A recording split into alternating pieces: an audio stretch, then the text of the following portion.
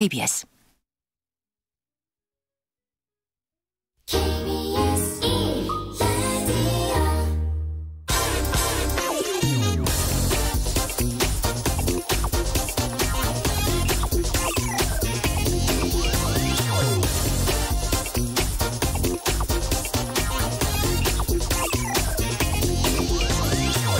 네, 코로나19 확진 판정으로 전 세계를 놀라게 했던 트럼프 대통령. 한가위 연휴 기간 동안 치료를 잘 받은 탓인지 벌써 곧 퇴원할 것이라는 보도가 나오고 있죠. 그러나 어제 나온 미국 MBC 방송사의 여론조사 결과에 따르면 이미 바이든 후보와의 격차는 14%포인트나 벌어졌습니다. 그룹 방탄소년단 소속사 빅히트 엔터테인먼트가 오늘과 내일 일반인 공모주 청약을 받습니다. 공모주 청약에 100조 원이 몰릴 것이다. 경쟁률은 1000대 1이 넘을 것이고, 그래서 1억 원을 넣어도 한 주 정도 받을 수 있다는 분석이 나옵니다. 8월 기준 한국의 실업률은 3.1%, 5월 4.5%에서 점차 하락하는 추세고, 9월은 1년 전보다 7.7% 증가한 480억 5천만 달러로 좋습니다. 그러나 여전히 경제 성장률, 전체 산업 생산, 설비 투자, 건설 투자는 마이너스 성장세입니다. 네, 안녕하십니까. 세상에 이익이 되는 방송 최경영의 경제쇼 출발합니다. 저는 진실탐사 엔터테이너 최경영입니다. 유튜브 오늘도 함께 갑시다.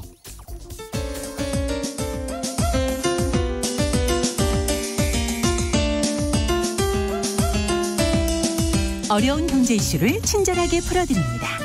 돈 되는 경제 정보를 발빠르게 전해드립니다. 예리하면서도 따뜻한 신사, 이종우 이코노미스트의 원포인트 경제 레슨. 네, 오늘 밤 10시 유튜브로 최경영의 이슈 오도독, 월요일입니다만은 최경영의 이슈 오도독 업로드 됩니다. 정치권의 다양한 이슈를 비평계의 슈퍼스타 이동영 작가가 그야말로 시원하게 풀어줄 것 같습니다. 궁금한 정치권 뒷이야기, 오늘 밤 10시 최경영의 이슈 오도독 함께 하시죠. 예, 나와 계십니다. 원포인트 경제 레슨, 국내 경제 흐름을 분석하고 실질적인 투자 정보도 전해드리는 원포인트 경제 레슨 시간입니다. 이종호 이코노미스트 나와 계십니다. 안녕하십니까? 예, 안녕하십니까? 예, 최경영의 이슈 오도독, 이거 자꾸 그 발음이 잘 안 되네. 오늘 희한하네. 오도독이라고 하는 예. 발음 자체가 쉬운 발음은 아닙니다. 그렇죠. 예. 이게 밤 같은 거 작은 거를 이렇게 오도독 그렇죠. 깨무는 소리잖아요. 예. 오도독 이름은 잘 지었는데, 예, 그렇습니다. 오늘 경제 이슈 하나하나씩 좀 풀어 가실 텐데요. 지난 연휴 기간이라 뉴스는 굉장히 많았습니다. 그리고 이제 질문도 좀 많을 것 같은데, 질문 궁금하신 점들 또 유튜브 댓글로 또 콩 문자로 좀 남겨주시면 여러 가지 사연들 받아가지고 또 답변해 드리도록 하겠습니다. 일단은 오프닝에서도 이야기를 했지만 트럼프 대통령 코로나19 확진 소식. 예. 주식시장에는 어떻게 영향을 미치죠? 그날 주식시장은 상당히 좀 하락했습니다. 미국 시장이 나스닥이 2% 넘게 하락했고요. 네. 그다음에 S&P 500이나 다우지수도 1%대 중반 정도까지 하락을 했기 때문에 겉모양만 보면 이게 그 트럼프 대통령이 코로나19 확진이 되면서 주가가 그 영향을 받아서 상당히 하락을 했구나. 이렇게 이제 생각을 할 수 있는데요. 내용을 뜯어보면 또 꼭 그렇지만은 않았습니다. 그래요? 예, 그러니까 트럼프 대통령이 확진이 됐다라고 하는 소식은 그 소식이 알려졌을 때 미국 시장은 열리지 않았었고요. 그 당시에 이제 유럽 시장이 열리고 있었거든요. 유럽 시장이 열리고 있었는데 갑자기 이제 그 소식이 전해지니까 주가가 급락을 했고요. 근데 이제 급락을 한 다음에 오랫동안 계속 하락을 하지는 않았고 한 1시간 후 정도부터 계속 회복을 해서 그다음에 이제 종가는 오히려 소식이 전해지기 전보다도 올라가는 형태가 됐었습니다. 유럽 시장은? 그러니까 유럽 시장에서는 상대적으로 영향이 별로 없었다라고 봐야 될 것 같고 미국 시장은 이제 그런 모양까지를 모두 다 보고 난 다음에 열렸었거든요. 근데 이제 열렸는데 장중에 보면 그 보합 수준까지도 또 올라가고 했었습니다.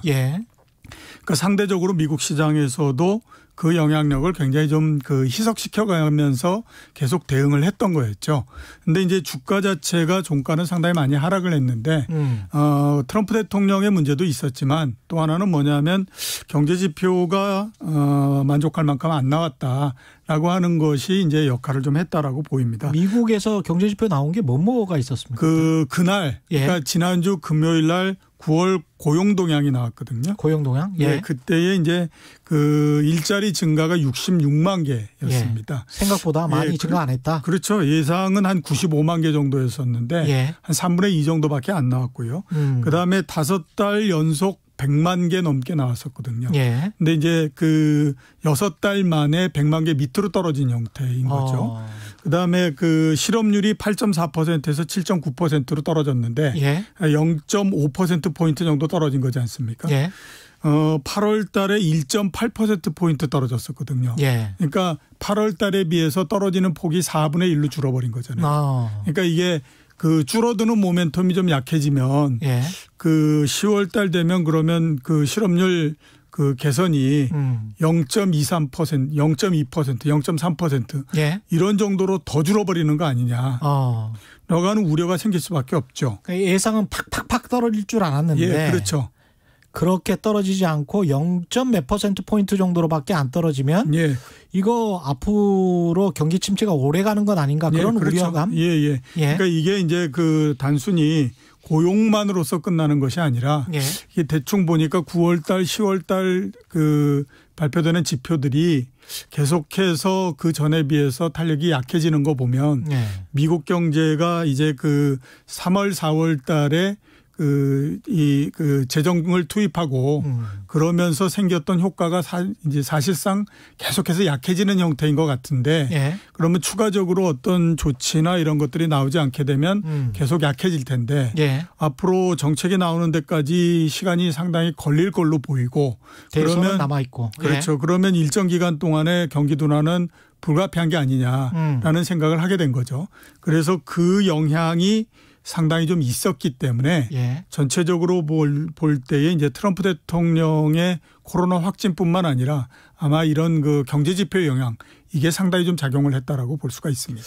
근데 실업률 같은 거는 또 추세를 많이 봐야 되는데 물론 뭐 하락의 속도는 생각보다는 덜하긴 하지만 떨어지기는 떨어지고 있는 게 미국은 그나마 긍정적인데 좀 저는 전 세계 여러 나라의 실업률을 보다가 희한하게도 일본은 있잖아요. 어떻게 전 세계 실업률이 딱 떨어질 때 여기는 지금 도리어 올라가고 있어요. 그래서 3%대에 지금 도달했는데 일본이 그 전에는 한 2% 중반 뭐 이랬거든요. 그렇죠. 희한한 그 패턴을 보이더라고요. 일본도. 뭐 다른 데하고는 좀 다른 패턴이네요. 그러니까 OECD 다른 나라들 대부분은 3, 4월 정도에 5월 정도에 우리나라도 마찬가지로 그 정점을 보이다가 그다음부터 떨어지죠. 툭툭툭 떨어지는데 일본은 이상하게 지금부터 올라가고 있어요. 참 희한하네. 그거 한번 생각해 보시면 어느 정도 답이 될 수도 있을 것 같은데 원래는 코로나19가 발생하고 했을 때에 올림픽을 8월 달에 열기로 했었지 않습니까? 그렇죠. 그래서 그때 이제 코로나19에 따른 환자 수도 상당히 관리를 하는 형태였었고요. 그렇기 때문에 당연히 그거에 따른 경제 변수의 영향도 그 당시에는 적극적으로 아주 크게 나타나지 않는 형태였고요. 그 대신에 이제 올림픽을 올해 내년으로 연기하기로 하면서부터는 코로나19 그 환자 발생 수도 1,000명을 넘어가면서 계속해서 증가했잖아요. 그렇죠. 그러니까 이게 다른 나라하고는 환자의 발생하는 패턴이 다를 수밖에 없는 거죠. 그렇게 되다 보니까 경제 지표도 그에 따라서 패턴이 다른 나라하고는 조금 다른 형태가 나온 거죠. 참 일본 참 추세를 보면 희한한 나라입니다. 그렇게 놓고 보면 우리나라 금융시장도 오늘 주식시장 아주 좋았거든요. 아주 좋았죠. 30포인트 넘게 상승을 했는데 이제 우선 아무튼 지난주 금요일서부터 보면 이틀 동안의 휴지기가 있었잖아요. 그러니까 트럼프 대통령이 코로나19 확진됐다라고 하는 거에 대한 판단을 해볼 수 있는 시간이 충분히 있었다라고 봐야 되고요. 그다음에 또 이틀 동안에 여러 소식들이 계속 전해졌었는데 트럼프 대통령이 이전에 그 국가 정상으로서 그 코로나19에 걸렸던 영국 총리나 그다음에 브라질 대통령이나 이런 사람들에 비해서는 상당히 양호하다라는 생각이 많이 들었고 그렇죠. 그러면 이게 빨리 회복이 돼서 정상이 되는 게 아니야라고 하는 기대들을 상당히 많이 갖게 됐거든요. 그러면서 우리 시장에서도 그 영향이 별로 나타나지 않는 형태였고 오늘 상당히 많이 상승한 거는 우리도 상승했지만 아시아권 전체 특히 중화권의 주식들이 굉장히 많이 올랐습니다. 그렇군요. 그런데 중화권을 포함해서 우리가 어떤 특징을 갖고 있었냐면 모두 다가 지난주에 목요일서부터는 대부분 다 추석 연휴에 들어가 있었던 데거든요. 그렇죠. 그러니까 그렇죠. 그 사이에 미국 시장이 오르고 떨어지고 이러는 부분들이 오늘 한꺼번에 그 영향이 나타나는 거거든요. 그런데 금요일 날 트럼프 대통령 확진으로 해서 주가가 빠졌던 부분을 제외하고 나면 그 이전에 한 2, 3일 동안은 시장이 괜찮았기 때문에 그 영향이 오늘 상당히 좀 나타났다 이렇게 볼 수가 있죠. 그렇군요. 예. 오늘은 이 주식시장 이야기 가끔 이제 뭐 질문이 들어오면 또 받아주실 것 같고요. 오늘 주제로 가지고 나오신 거는 코로나 이후에 달라진 배달 산업 그리고 자영업 그렇죠. 문제. 정말 이 우리 실생활에 밀접하게 관련되어 있는 문제인데 거기에 관해서 자세하게 좀 분석을 해 주실 예정입니다. 이런 주제를 갖고 나온 건 이제 그 코로나19가 발생을 하고 난 다음에 많은 사람들이 그런 얘기를 했지 않습니까? 이제 그 코로나19 이전과 이후의 세상은 달라진다라는 얘기를 굉장히 많이 했거든요. 근데 지금이 이제 거의 한 7개월 정도가 지났기 때문에 실제적으로 상당히 많이 달라진 부분도 있고 업종별로 봤을 때도 이렇거든요. 근데 분명하게 우리가 느끼기에 이게 앞으로 원상으로서 돌아갈 가능성은 별로 없다. 그러니까 지금의 변화는 계속될 가능성이 있다라고 확실히 꼽을 수 있는 게 현재까지 봤을 땐 두 개입니다. 하나는 배달업. 왜냐하면 워낙 그 사이에 배달업을 통해서 편리한 거를 사람들이 전부 다 느꼈기 때문에 그렇죠. 이제서부터는 아마 그게 거꾸로 가기는 좀 어려울 것 같다라는 생각이 들고요. 두 번째로는 보면 이제 재택근무. 부분입니다. 그러니까 과거에는 재택근무 얘기는 많이 했지만 그리고 뭐 IT가 뒷받침 안 돼서 재택근무를 못했던 건 아니지 않습니까? 그렇죠. 근데 이제 재택근무를 못했던 가장 큰 원인은 회사에서 재택근무를 시키면서 저게 도대체 근무가 제대로 될까 이런 그 우려를 굉장히 많이 했기 때문에 그렇거든요. 일의 생산성 문제. 그렇죠. 그런데 이번에 해보면서 그게 아니네라는 생각을 가졌기 때문에 이제서부터 재택근무라고 하는 것이 활성화된다라고 하면 그거는 우리의 고용 형태나 업무 형태도 상당히 많이 달라지지 않습니까? 근데 이거는 아마 거꾸로 가지는 않을 것 같기 때문에 변화하는 부분들을 한 번은 좀 짚어봐야 될 필요가 있다라는 생각이 들었고요. 또 하나는 이제 그동안에 우리가 뭐 코로나19 이후에 성장하는 산업 뭐 이런 얘기를 많이 했잖아요. 그러면서 많이 꼽았던 게 뭐 2차 전지도 있었고 그다음에 또 저기 뭐 바이오 산업도 있었고 이런 얘기를 했잖아요. 근데 그거는 어떻게 보면 이제 주식시장에서 얘기했던 거고 그렇죠. 생활면에서 그렇게 정말 완전히 그게 성장하는 산업일까라고 하는 부분들에 대해서는 아직까지도 좀 더 지켜봐야 되는 부분이거든요. 대기업 이야기죠. 뭐 어떻게 생각해 보면. 그렇죠. 근데 배달 산업은 앞으로도 보게 되면 굉장히 산업적인 그 발전을 굉장히 많이 할 거고요. 그런 면에서 보면 그동안 우리 경제가 가장 크게 갖고 있었던 숙제가 뭐냐면 지금의 중후장대형 산업이 계속 지금 약해지고 있는데 이게 약해지면 도대체 한국 경제가 어떻게 될 건가 하는 것에 대한 우려를 상당히 많이 했었잖아요. 그렇죠. 근데 지금 보면 뭐 배달 산업뿐만 아니라 그 연관해서 우리가 뭐 과거에 보면 이제 그런 게 없었는데 페이 산업 이런 것도 있지 않습니까? 그러니까 지불 산업. 지불 산업. 이런 것들도 점차 계속 커지면서 배달을 하니까 페이 산업, 지불 산업이 또 활성화돼야 되겠습니다. 그렇죠. 그래서 이게 계속 커지면서 주식시장에서의 규모도 굉장히 커지고 이런 형태가 되거든요. 그래서 이게 앞으로 보게 되면 우리나라 산업 전체의 재편을 가지고 오는 역할을 할 가능성도 있다라고 봐서 앞으로 이렇게 이런 부분들이 앞으로 우리가 생각하지 못했던 성장 산업이겠구나 라고 하는 부분들을 한번 계속 선발을 해가지고 말씀을 드릴까라는 생각을 하고 있습니다. 자영업 소비자들에 대한 영향뿐만이 아니고 투자 아이디어도 좀 제안해 보실 그런 생각이시군요. 이게 지금 배달 수요가 많이 늘었죠? 코로나19 이후에 정말로 많이 증가를 했고요. 이게 코로나19 이전에도 크게 증가를 한 형태였었습니다. 예. 연간으로 봤을 때 작년도에 그 배달 서비스 시장이 9조 7,365억 원 시장 규모가 그랬거든요. 이게 2018년도에 비해서 85% 증가한 겁니다. 예. 그러면 2018년도는 어땠냐? 2018년도는 2017년도에 비해서 93%가 증가한 겁니다. 예. 그러면 매해마다 2배씩 그 이렇게 규모가 커지는 지금 그 상황인 거잖아요. 예. 올해는 현재까지 뭐 그 연간 데이터는 나올 수가 없으니까 8월 달까지 나온 걸 한번 보면 그 저 빅데이터로 한번 분석을 해서 이렇게 보면 73% 정도가 증가를 했습니다. 그러면 매해마다 거의 뭐 70% 넘게 계속 증가를 하고 있는 거고 예. 특히 이제 그 코로나19 이후에 이게 굉장히 활성화가 돼서 그 코로나19 이후 1인당 월 평균 그 배달앱 사용 그 시간을 보면 질병이 있기 이전에는 1시간 3분 정도였습니다. 그게 지금은 1시간 28분 정도이기 때문에 그렇죠. 전체적으로 보면 20% 넘게 이 시간도 굉장히 많이 증가한 형태가 되는 거죠. 예. 이렇게 되다 보니까 이제 원래 그 온라인 쇼핑을 하게 되면 그걸 이제 배달해 주지 않습니까? 예.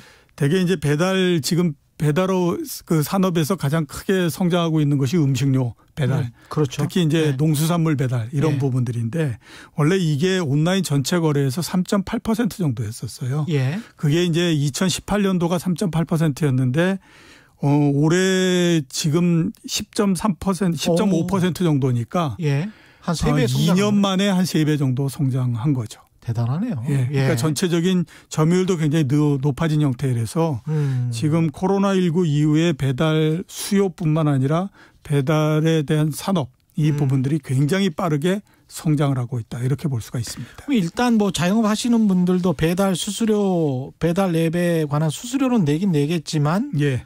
매출은 분명히 증가를 할 수 있겠습니다. 예, 그렇죠. 그렇죠. 예. 그거를 이제 한번 이렇게 따져봤었는데, 예. 그러니까 과연 이제 이렇게 수수료를 내고 이러면서까지 어느 정도 이제 수익을 낼 수 있느냐. 예. 이걸 한번 이제 우리 보게 되면요. 하루에 이 배달, 이전에, 예. 그러니까 본인들이 직접 배달원을 고용을 해가지고. 아, 그렇죠. 예. 그때에 이제 하루에 한 40만 원 정도씩의 배달 매출을 올렸다라고 하게 되면요. 배달 종업원이 있을 그럼 때. 지금 배달 종업원 없이 직접 이제 배달하는 앱에다가 해서 이렇게 대행을 한다. 대행을 하게 되면 똑같이 매출 40만 원 정도가 된다고 하더라도 예. 과거에 이제 40만 원일 때는 이익이 대략 한 17만 원 정도 났었거든요. 근데 지금은 한 22만 원 정도가 발생을 합니다. 그래서 이익이 더 그렇죠. 이익이 좀 더 발생을 하죠. 그렇기 때문에 이 가맹점들이 계속해서 늘어나고 하는 거죠. 직접 배달 종업원을 고용하는 게 아니니까. 예, 그렇죠. 그러니까 종업원을 고용하게 되면 종업원 고용에 따른 비용도 들어가고 여러 가지 들어가지 않습니까? 예. 그거를 현재로서는 이제 커버해 주는 형태가 되기 때문에 계속해서 고용이 이 배달 앱에 대한 수요가 늘어나면서 예. 가맹점들도 계속해서 늘어나고 있는 그런 상태라고 봐야 되는 거죠. 정성원님 질문 전에 테스 형님 질문이 비슷한 질문인 것 같아가지고요. 소득이 적어지는데 소득이 늘어나지 않는데 무슨 배달업이 성장할까요? 일시적 현상이라고 봅니다. 예. 이렇게 이제 이 나라 경제 전체가 아주 안 좋아지고 있다. 소득이 적어지고 있다.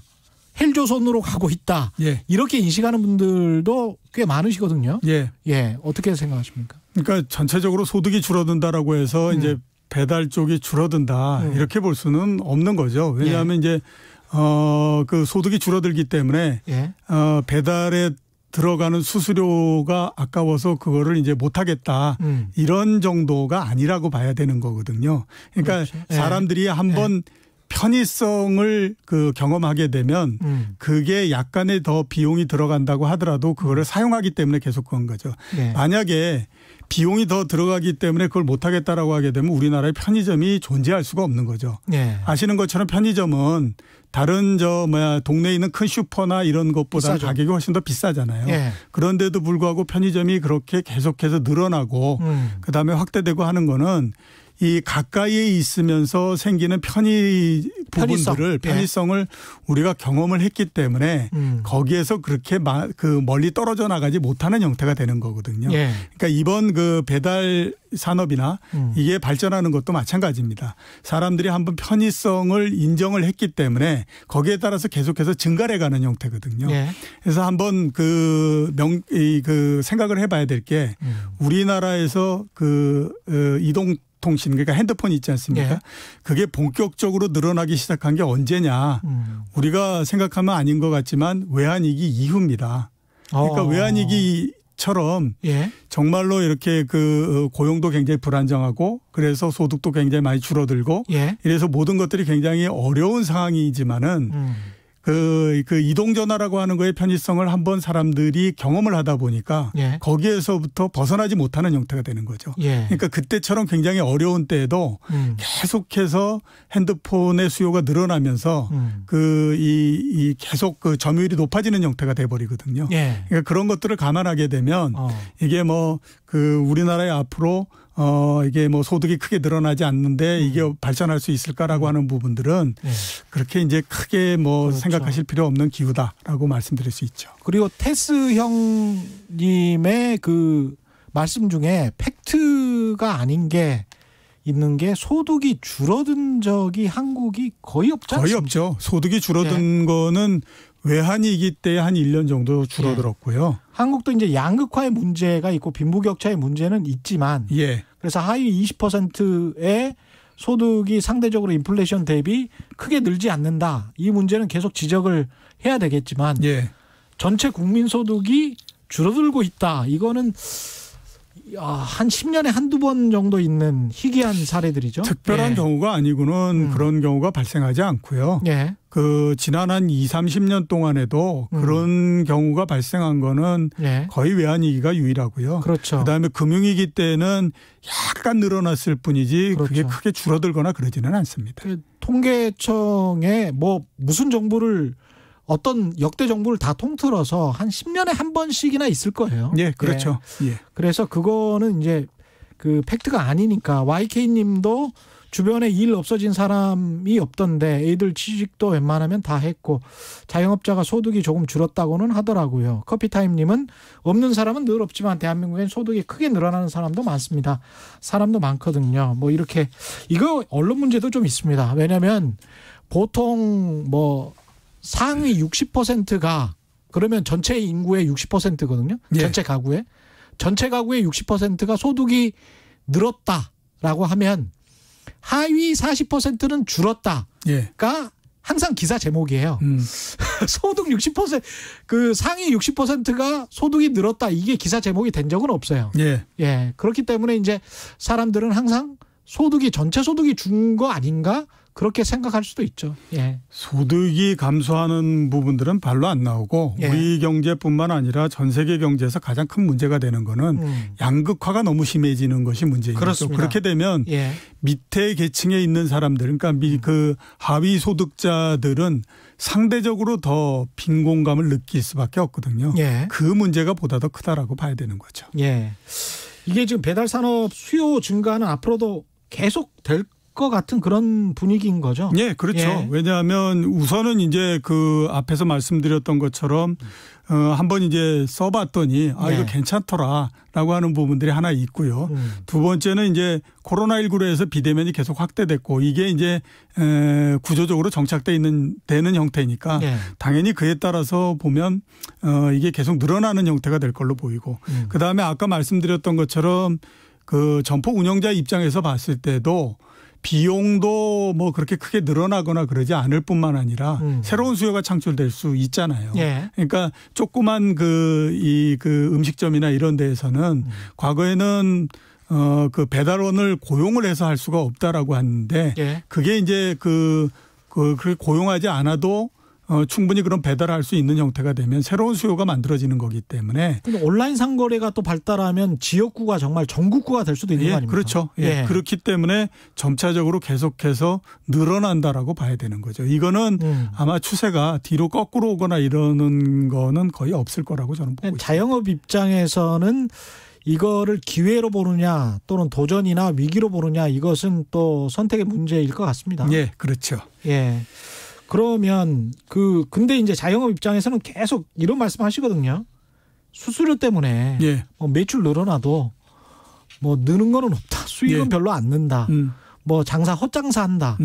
뭐 배달 업체만 좋다. 예.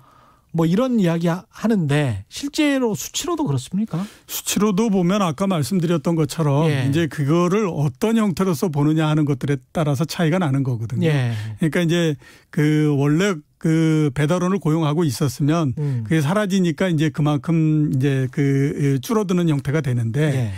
이게 이제 원래서부터 배달원 없이 하다 보면 많은 사람들이 어떤 생각을 하게 되냐면 이제 수수료 나가는 거는 생각하지만 예. 그에 따라서 매출이 증가하거나 이런 부분들은 정확하게 따지를 않거든요. 그렇죠. 예, 그렇기 때문에 이제 돈 번 거는 생각 안 하는구나. 그렇죠. 그래서 이제 상대적으로 상당히 크게 느껴지는 그런 부분들이 있는데 예. 거기에다가 이제 보면 최근에 우리나라에서도 경쟁이 이제 많이 이렇게 이루어지면서 예. 조금씩 수수료가 떨어지는 형태를 지금 보이고 있습니다. 배달업 자체 경쟁. 예, 그렇죠. 그래서 아마 앞으로도 보면 그에 따른 이제 수수료이나 이 부분들로 해서 영향은 조금씩 줄어들 걸로 그렇게 보입니다. 그럼 배달 산업 현황이 굉장히 좀 중요할 텐데 이게 예.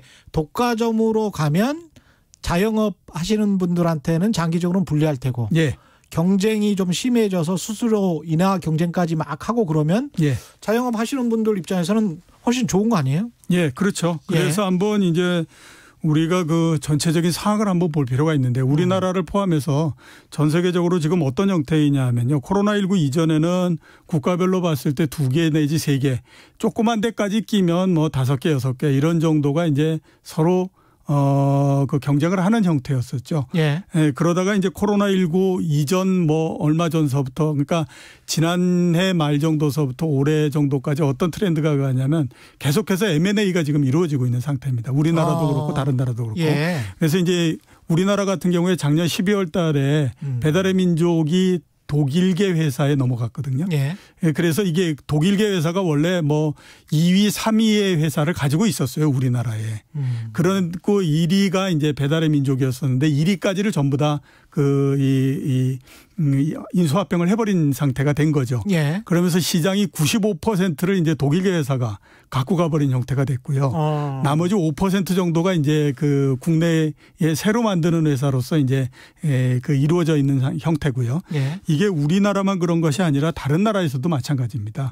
미국에서도 2위, 3위가 서로 합치겠다고 하는지 예. 그다음에 1위가 4위를 인수합병을 하든지 이런 형태로 계속해서 지금 인수합병이 일어나고 있는 형태거든요. 유럽에서도 마찬가지로. 그 사람들도 규모를 크게 해서 예, 그만큼 그렇죠. 코스트를 떨어뜨려야 나중에 수익이 남으니까. 예, 그렇죠. 지금 이제 왜 이렇게 계속 합병을 크게 하려고 하느냐 하면 예. 말씀하신 것대로입니다. 그러니까 이게 배달업이 굉장히 이 발전 가능성도 높고 네. 현재 성장성도 굉장히 높은데 최근까지는 보면 그렇게 이익을 많이 내는 회사들이 없었어요. 네. 이게 왜 이익을 못 내냐 하면 초기에 자리를 잡기 위해서 굉장히 많은 광고를 하면서 자리를 잡기 위한 초기 비용을 굉장히 많이 쓰거든요. 네. 근데 이게 경쟁자가 많으면 많을수록 계속 그 비용이 오랜 시간 동안 들어가지 않습니까? 그러니까 이거를 막기 위해서 가장 좋은 방법이 뭐냐면 그냥 서로 간에 합병을 해가지고 시장을 전체적으로 다 그냥 지배를 해버리면 그 다음서부터는 추가적으로 들어가는 비용이 많이 줄어들기 때문에 그렇죠. 예. 그래서 이제 많이 인수합병을 했거든요. 그래서 최근까지도 상당히 인수합병을 많이 했었는데 이렇게 인수합병을 좀 해놓고 났더니 그 다음에 나오는 게 뭐냐면 기존에 이제 IT를 했던 회사들, 미국 같은 경우에 보면 우버라든가 예. 우리나라의 카카오라든가 이런 데서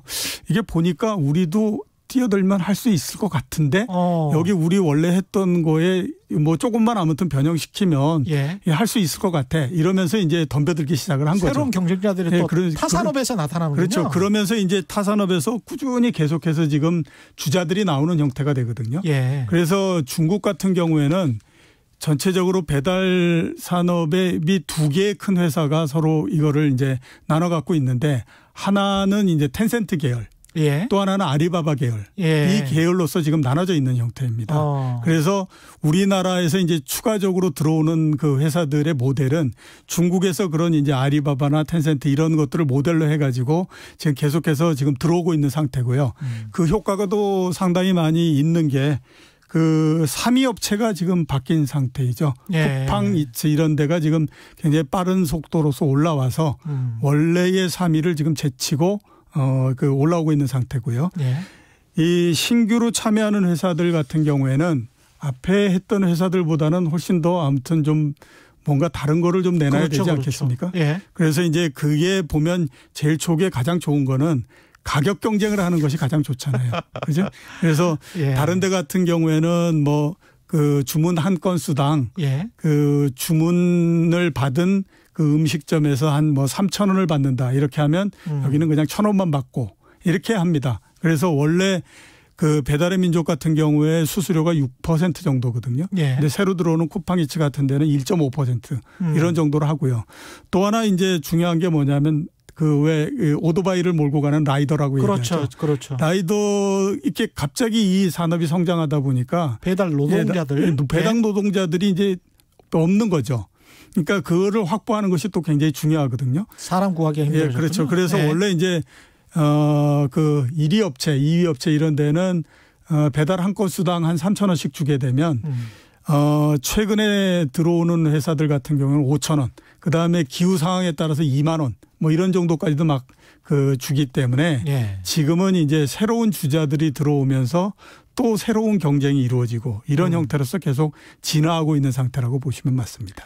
예. 강선모님은 뭐 안타까운 심정에서 배달 노동자 협동조합은 안 될까요? 이런 말씀을 하셨는데 예. 참 이 배달 산업도 단순해 보이지만 엄청난 물류 창고와 물류 혁신 IT 기술이 접목이 돼 있기 때문에 예. 굉장히 많은 자본이 들어가죠. 이것도. 그렇죠. 초기 자본이 굉장히 많이 들어가고요. 다른 것보다도 일단 그 본인들의 존재를 인식시키는 데까지 돈이 많이 들어간다라고 마케팅 봐야죠. 비용. 예, 그렇죠. 예. 그러니까 이제 그것만 해도 수천억 원을 써야 될 겁니다. 예, 시스템을 만들고 하는 IT 시스템을 만드는 거는 뭐 그렇게 굉장히 많은 돈이 들어가지는 않는데 예. 가장 많이 돈이 들어가는 거는 일단은 아무튼 그 존재를 인식시키는 거. 예. 그다음에 또 이것도 가맹점이 있어야 되는 거지 않습니까? 가맹점을 이게 만들고 그다음에 그거를 유지하고 하는 데 들어가는 초기 자본들이 굉장히 많이 들어가기 그렇죠. 때문에 예. 그게 상당히 많이 들어가야 된다라고 들어가야 되는 그런 거에 있고요. 그다음에 그 배달원 조합 예. 이것도 아마 제가 봤을 때 시간이 지나면 만들어질 겁니다. 그렇겠죠. 예, 예. 그러니까 지역에서는 만들어질 가능성이 높죠. 예, 그렇죠. 예. 예. 이은영님은 배달업이 유통이 복잡합니다. 그 배달하는 가장 그 꼭대기에 있는 그 배달 산업군하고 그 다음에 중간 배달업체, 지역 배달, 음식점, 뭐 기사, 소비자 뭐 이런 구조라고 말씀하셨는데요. 그 중간에 유통에서 지역 배달 부분을 지역 협동조합 같은 경우는 어떻게 만들어서도 가능할 수도 있겠습니다. 네, 그렇죠. 예. 그래서 지금 이제 많이들 고민하는 게 공공 배달 앱을 만들면 그렇죠. 어떠겠느냐라는 얘기들을 굉장히 많이 하지 않습니까? 그렇게 되면 이제 그게 중소상공업자들한테도 굉장히 좋고 그렇죠. 하기 때문에 그에 대한 필요성이 굉장히 많이 대두가 되고 있는 상태니까 아마 그게 이제 보면 중간 단계에서 어떻게 그걸 해서 이제 그걸 꾸리는 거니까 아마 제가 봤을 때 시간이 지나면 그런 형태가 좀 나올 거고요. 특히 이제 그 앞에서 말씀드렸던 것처럼 배달 산업 자체가 상당히 독과점의 형태로서 지금 그 진행이 그렇죠. 되고 있는 상태니까 예. 그에 따라서 수수료가 더 높아지고 하게 되면 당연히 그거는 이제 정부뿐만 아니라 지자체들이 나서는 형태가 될 가능성이 상당히 높습니다. 이거는 관계되는 사람들이 굉장히 많고 그다음에 또 이 관계되는 사람들이 다 중소상공업자 서민들이 주로 많이 가기 때문에 정부 입장에서 봤을 때도 이 부분들에 대해서 그 관심을 기울이고 정책적인 그 역할을 많이 해야 되거든요. 예. 그래서 아마 충분히 그런 것들이 나오지 않을까라는 생각이 듭니다. 농업 같은 경우도 유통업 몇몇이 장악을 해서 폭리를 취하는 경우가 많았기 때문에 예, 그렇죠. 이런 거 같은 경우도 좀 풀뿌리 쪽으로 많이 좀 살펴봐야 될 것 같습니다. 정부가. 예, 그렇죠. 환경이라는 측면에서도 그렇고요. 예. 그 배달 관련해서 패키지도 너무 과다하다고 소비자들 그 불만인 사람들도 많거든요. 예. 예. 지금은 이제 초기니까 예. 그리고 이게 그 활성화돼서 막 산업이 커지고 한 것이 몇 년 안 됐거든요. 예. 그러니까 아직까지는 이제 초기에서 전체적인 그 룰이 만들어지거나 또는 이제 구조적으로 어떤 이제 구조가 이렇게 굳어지거나 이런 형태가 아니기 때문에 앞으로 보면 계속해서 그 정책적인 뒷받침도 있을 거고, 예. 그 다음에 지금의 구조를 보다 더 아무튼 합리적인 형태로서 수정을 하는 그런 작업들도 계속 있을 거고, 그렇기 때문에 계속 모양은 조금씩 바뀐다라고 그렇죠. 봐야 되는 거죠. 그러니까 기업 입장에서는 배달 산업 하는 제일 위에 있는 꼭대기에 있는 배달 산업업체 입장에서 봤을 때는 수익 올리는 게 가장 급선무일 텐데. 그렇죠. 그거 하려면 비용을 어떻게든 줄여야 될 거고, 그리고 수수료는 또 높게 받아야 될 거고. 예, 예. 자영업 입장에서는 또 그 반대가 되는 예. 것이고. 참 조정하기가 쉽지 않네요. 그러니까 수수료를 예. 높게 받게 되면 당연히 그에 따라서 새로운 그 주자들이 계속 참가해 온다라고 봐야 되거든요. 예. 근데 앞에서 말씀드렸던 것처럼 그 새로운 주자들은 그 처음서부터 만드는 것이 아니라 본인들이 지금 강점으로서 갖고 있는 부분들에서 약간의 변형을 시켜서 도전하는 형태로서 계속 가는 거거든요. 예. 그렇기 때문에 그 세력 또한 상당히 무섭다라고 봐야 됩니다. 예를 들어서 보게 되면요.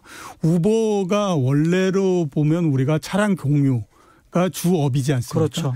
올해 상반기까지 보면 차량 공유 2, 4분기에 차량 공유를 통해서 올린 매출은 30억 달러 정도고요. 예. 그다음에 그 음식 배달에서 생긴 매출이 70억 달러입니다. 오. 그러니까 그 원래의 자기가 하려고 했던 것보다도 본업보다 훨씬 크네요. 그렇죠. 본업보다도 그게 훨씬 더 커진 거예요. 예. 그리고 가맹점도 50만 개 정도 이렇게 되거든요. 70억 달러면 8조 원 정도 되는 예, 거죠. 그렇죠. 그러니까 이게 그 똑같이 우리가 보면 이렇게 조금씩 변형시킬 수 있는 그 현재 큰 그 뭐 포털 업체든지 이런 것들이 자리 잡고 있는 것들이 굉장히 많거든요. 그러네요. 예, 그렇기 때문에 이 산업은 나중에 완전히 이제 구조적으로 완전히 만들어지기 전까지는 계속해서 이렇게 뭐 수수료를 계속 높게 갖고 가고 이렇게 하게 되면 그 다음에는 필히 어떤 형태로든지 경쟁자들이 계속해서 출현하기 때문에 그러네요. 가장 좋은 거는 뭐냐면 그 경쟁자들이 출현하기 어려울 정도의 수수료를 그러니까 가장 이 적정한 점을 찾아서 가는 것이 그 가장 좋은 거거든요. 예. 그래서 앞으로도 보게 되면 그런 것들이 계속해서 진행이 될 거로 그렇게 생각이 되고 있습니다. 정부 입장에서는 정부의 역할은 경쟁을 촉진시키는 역할로 가면 예. 수수료도 좀 낮아지면서 예. 시장 자율로 되면서도 자영업은 좀 숨통이 트이는 그런 상황이 될 수도 있겠습니다. 예, 그렇죠. 예. 그러니까 아까 말씀드렸던 것처럼 쿠팡이츠나 이런 데가 뒤에 들어온 그 주자거든요. 예. 거기는 지금 이제 그 선발 주자들이 받는 수수료의 거의 3분의 1 정도밖에 받지를 않습니다. 예. 그럼 물론 왜 이렇게 3분의 1 그 낮게 할 수 있느냐?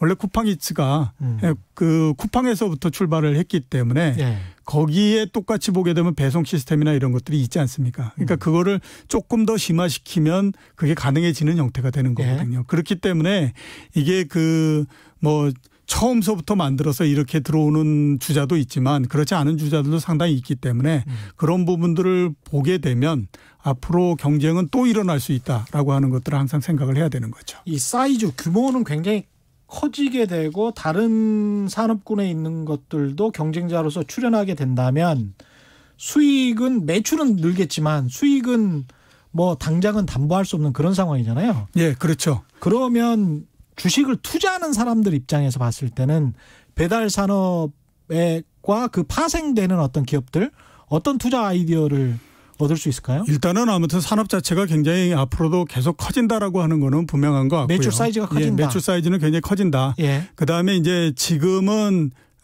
당분간은 아무튼 꿈을 가지고 갈 수밖에 없는 거죠. 왜냐하면 매출이 커지고 그만큼에 따라서 또 이익도 증가하고 이런 형태가 되니까 예. 당연히 이제 그렇게 생각을 해야 되는 거고요. 예. 그다음에 이제 시간이 지나면서는 어떤 형태로든지 시장이 정리가 좀 된다라고 봐야 되거든요. 예. 그러면 이제 정리가 되면 그때에서부터 실질적으로 이제 굉장히 커지는 회사들이 계속 나오기 때문에 그런 쪽에 이제 투자를 해야 되는데 예. 현재까지 보게 되면 우리나라는 앞에서 말씀드렸던 것처럼 배달업체 95%는 독일계 회사들이 지금 현재로서는 다 갖고 있습니다. 비상자금업체고. 예, 그렇죠. 예. 그렇기 때문에 거기에 투자하기는 굉장히 어렵고요.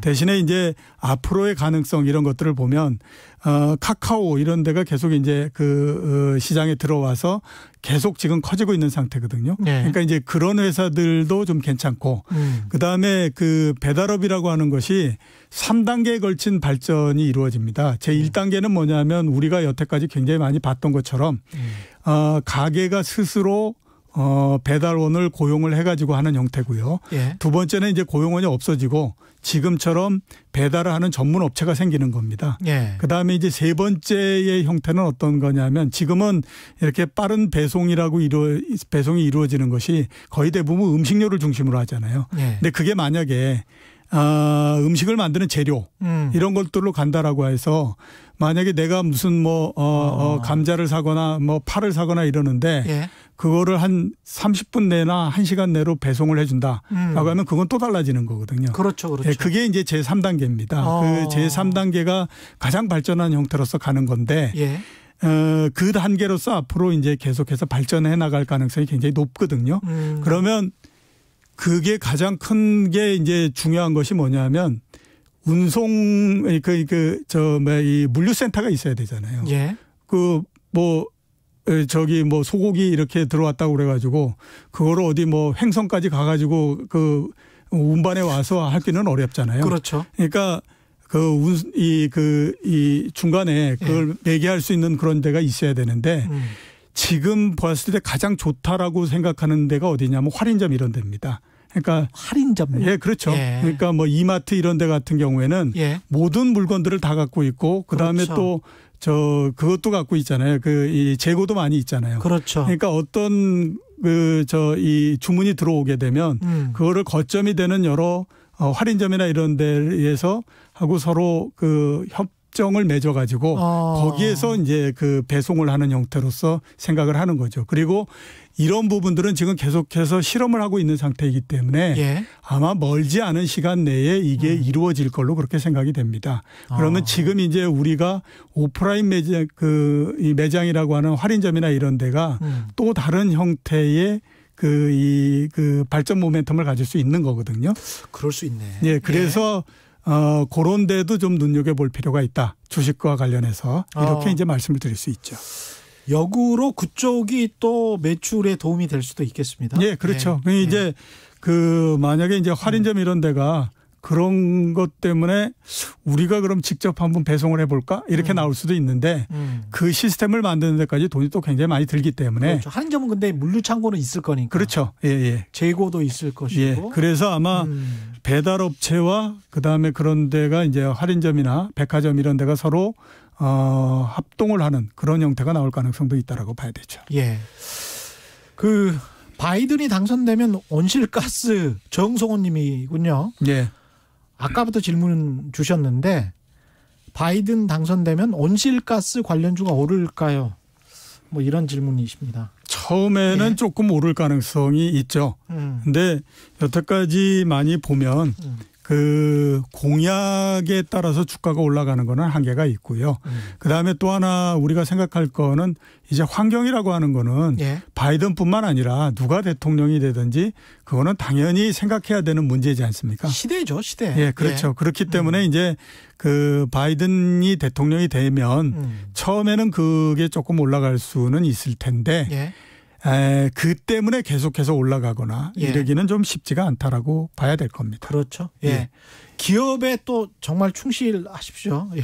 테마주로 이렇게 생각하시면 안 됩니다. 예. 김영은 님은 풀필먼트가 요즘 화두던데요. 예. 이런 말씀이시고 YK님은 3단계를 다시 설명을 드립니다. 이런 말씀하셨습니다. 예, 아까 말씀드렸던 3단계 말씀이신 거죠. 예, 그러니까 지금은 배달업이 주로 음식을 가지고 하지 않습니까? 근데 그게 음식을 만드는 재료, 그러니까 신선제품의 재료는 이거는 지금 배송하는 것처럼 하루 지나서 배송할 수는 없잖아요. 예. 그렇게 되면 그런 신선 재료를 배송을 하는 거를 지금의 형태로서 서로 엮어지는 거죠. 근데 그거를 물류센터가 있어야 되기 때문에 그 그렇죠. 물류센터를 어디에다 하느냐. 지금 이제 많이 있는 할인점이나 이런 것들을 이용하게 되면 그 물류센터도 더 이상 돈을 들이지 않고 해결할 수 있을 뿐만 아니라 그 양쪽이 모두 다가 도움이 되잖아요. 예. 그렇기 때문에 대개 보게 되면 그게 이 배달업의 발전의 제3단계라고 얘기를 하거든요. 예. 그리고 그게 지금 제일 많이 발전돼 있는 데가 중국이 제일 많이 발전돼 있습니다. 그렇게 되군요. 예. 무릉님은 농산물의 부조리한 유통에 대혁명이 발생할 것 같네요. 이런 말씀하셨고요. 이게 정말 유통이 민주주의랑 비슷한 것 같아요. 독점을 해버리면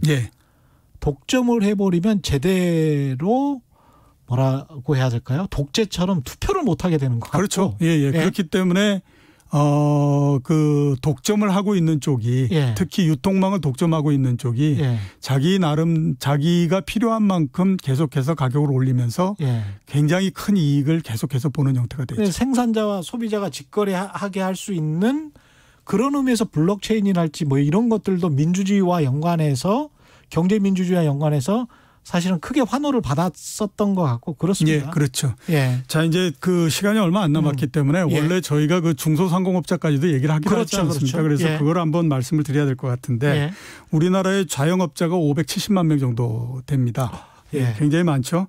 월 평균 매출액이 2016년도 상반기에 3,870만 원이었습니다. 그게 계속해서 줄어들어서 연평균이죠? 월평균?